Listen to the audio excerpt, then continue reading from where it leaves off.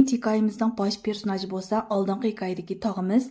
Bu tağımızdan özünün ismiga yaqinlashtirib turib Abdulla tağa deb ism qo'yib qo'ydim. Abdulla tağımız tug'ilgandan tortib toki hozir qadar nurg'unlagan g'alita, ajoyib, g'aroyib voqealarni boshdan kechirganka. Manga o'xshash hikoya so'zlaydigan yana bir bolaga o'z tug'ilib toki 4 yoshga kirguncha yuz berib ketgan g'alita voqealarni, ya'ni ota-onasidan anglab olgan shu ishlarni so'zlab berganka. 4 yoshdan keyin o'z yo'liqqan g'alita voqealarni bo'lsa, menga so'zlab berishni loyiq tepibdi. Xo'sh, amsa bugungi hikoyamizga kirib ketdik.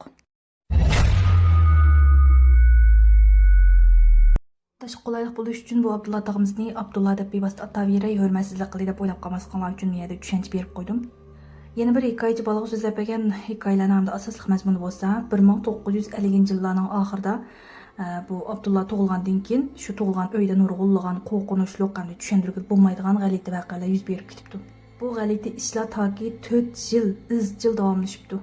Bunga hech qanday amal qilmagan ota-onasi oxiri bu uyni setib etib, yana bir uyga ko'chib ketishga majbur bo'ldi. Bular ikkinchi qitim ko'chib borgan uy bo'lsa, yo'g'on bir beg'aba bir ho'ylilik qo'roqqa. Bu qo'roqqa ko'chib borgandan keyin hiliqi g'alati ishlar yo'qoqli qolmasdan aksincha texmibek avj ilib, ular bu yangi uyda faqat bir oylam tura olibdi. Bir oydan keyin bular o'xshashlar bu uyni setib etib, 3-qitim yana bir uyni setib olib shu uyga ko'chib ketibdi. Bu uy hamda bozor ichiga joylashgan yo'g'on bir qo'roqning ichidagi, shu qo'roqning eng oyoqiga joylashgan 3 yig'izliq uyga. Bular shu 3 yig'izliq uyning 2 yig'izligini saramjalashtirib o'ltiribdi, yana bir yig'izliq uyni bo'lsa, qaznoq, ya'ni ambar qilib pishiribdi.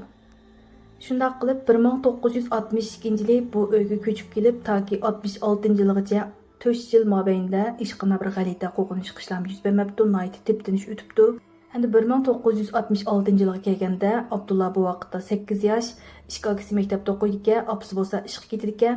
Bu Abdulla gerçi 8 yoshga kirib qolgan bo'lsa-mu, lekin u vaqtlarda majburiy ma'rif deydigan gap bo'lmaganligi uchun tex maktabga bormagan ekan. Shunday qilib, kunduzlari Abdulla uyda o'tirdi ekan, kechda uydagilarimiz qaytib kelgan vaqtda mahalliga chiqib, mahallik bolalar bilan qo'g'lashmoq, mukishmak degandek o'yinlarni o'ynaydi ekan. Bularning bu 3-qitim setib olgan uyi bozor ichida ekan, shunga o'ylami bir qadar quyuq ekan. Endi u vaqtlarda o'g'ri qaraqchi bo'lmaganligi uchunmi yoki nimishqa ekan, hech qanday odamlari kechisi endi ho'ylilarni taqmayotganda, butun ho'ylilarning oldi-keyni darvozalari yo'g'on ochiq holatlantirdi ekan. Shuna bilan har kun kechda bolalar bir-birini qo'g'lashib, u qo'roqdan chiqib, bu qo'roqqa kirib degandek ashta qo'g'lashmoqlarni o'ynaydi ekan. Bir kuni yana odatdagideklar bir-birini qo'g'lashib o'ynab, shu mahalning oxir tarafdagi bir keyni ko'chaga chiqib qopdi. Bu ko'chaning bir tarafida bozorni bo'ylab oqadigan cho'ng bir o'stan bor ekan.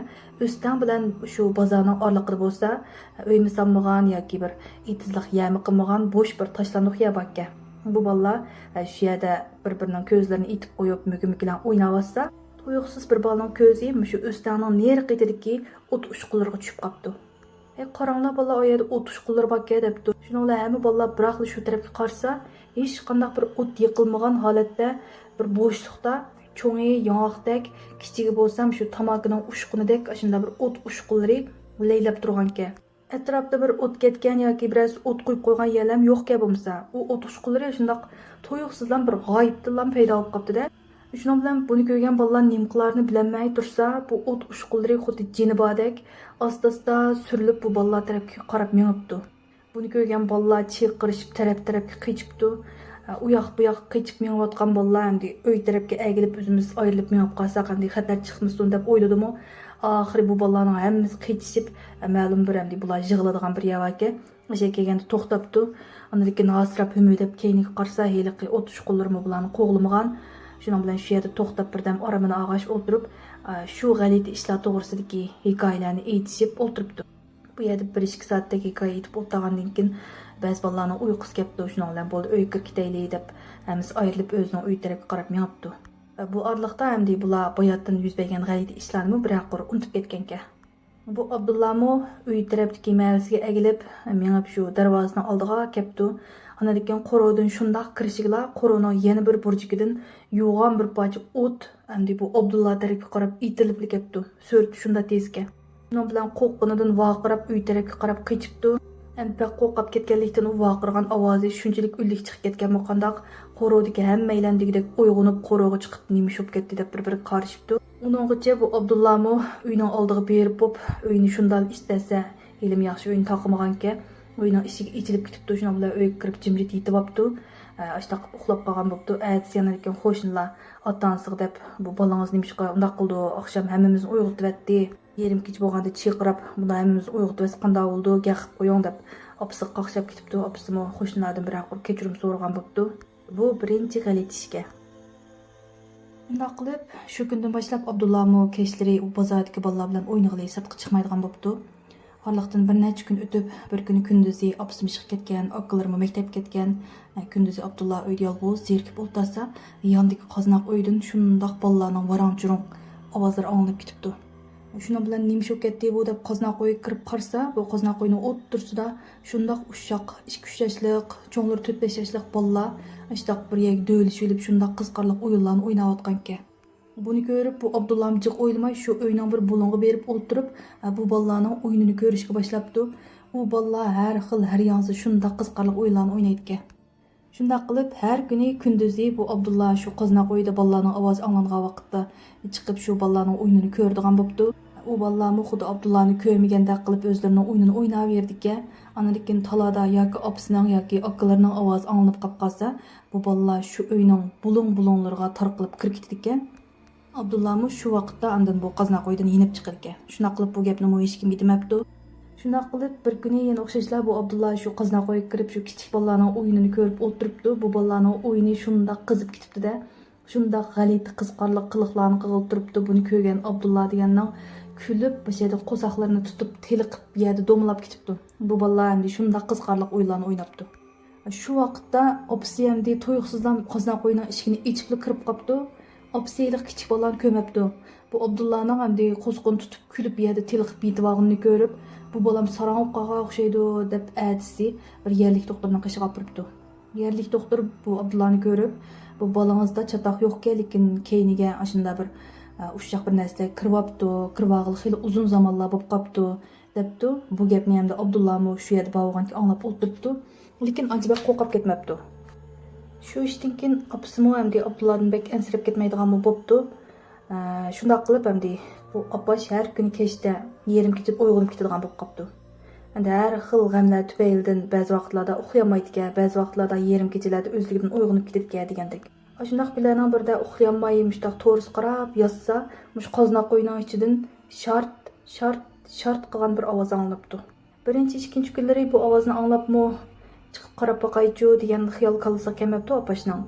Uchinchi kuni kelganda bu zodi nima ovozdi, har kun kechda mush qoznaq uydan chiqadi, bir chiqib boqaychu deb u vaqtlardagilar hamda jinchiroq qishibdi ekan. Jinchiroqqa o't yiqib shu qoznaq uyga kiribdi.